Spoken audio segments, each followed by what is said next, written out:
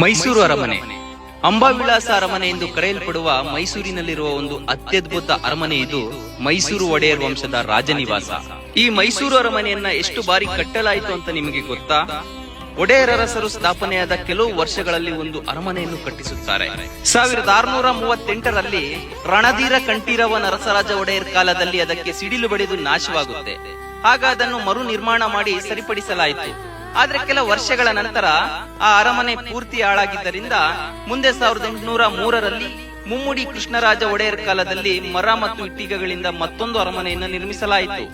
ಆದರೆ ರಾಜಕುಮಾರಿ ಜಯಲಕ್ಷ್ಮೀರವರ ಮದುವೆಯ ಸಂದರ್ಭದಲ್ಲಿ ಇದ್ದಕ್ಕಿದ್ದಂತೆ ಬೆಂಕಿ ಬಿದ್ದು ಅರಮನೆ ಸುಟ್ಟು ಹೋಗುತ್ತದೆ.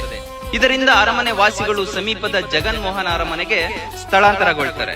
ಇದಾದ ನಂತರ ಮುಂದೆ ಒಂದು ವಿಭಿನ್ನವಾದ ಅರಮನೆಯನ್ನು ನಿರ್ಮಾಣ ಮಾಡಲು ಬ್ರಿಟಿಷ್ ವಾಸ್ತುಶಿಲ್ಪಿಯಾಗಿದ್ದ ಹೆನ್ರಿ ಇರ್ವಿನ್ ರವರನ್ನು ನೇಮಕ ಮಾಡಲಾಗುತ್ತದೆ.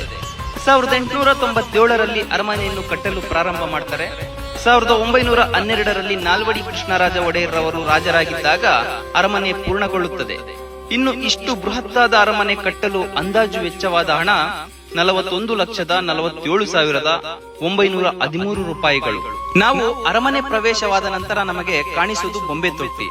ಪ್ರಪಂಚದ ನಾನಾ ರೀತಿಯ ಚಿನ್ನ, ಬೆಳ್ಳಿ, ಅಮೃತಶಿಲೆ, ದಂತಗಳಿಂದ ಮಾಡಲ್ಪಟ್ಟ ಅನೇಕ ಬಗೆಬಗೆಯ ಬೊಂಬೆಗಳು ಕಾಣಿಸುತ್ತವೆ. ಹಾಗೂ ಅರಮನೆಯಲ್ಲಿರುವ ಆನೆಯ ತಲೆಗಳು ನಿಜವಾದ ಆನೆ ತಲೆಗಳಾಗಿವೆ.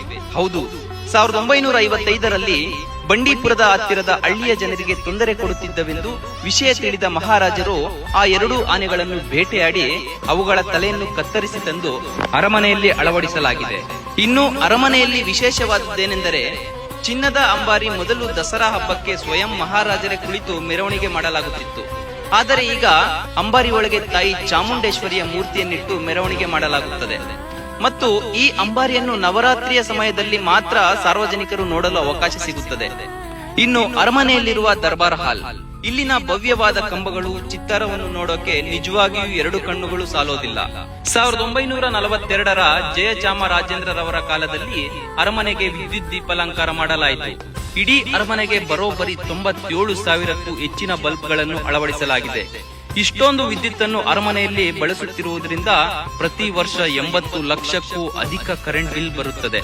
ಅಂದಿನ ರಾಜರು ಶತ್ರುಗಳಿಂದ ತಮ್ಮನ್ನು ತಾವು ರಕ್ಷಿಸಿಕೊಳ್ಳಲು ಮತ್ತು ಖಜಾನೆಯನ್ನು ಬಚ್ಚಿಡಲು ಅನೇಕ ಸುರಂಗಗಳನ್ನು ಕೊರೆಸಿದ್ರು ಅಂತ ಹೇಳಲಾಗುತ್ತದೆ.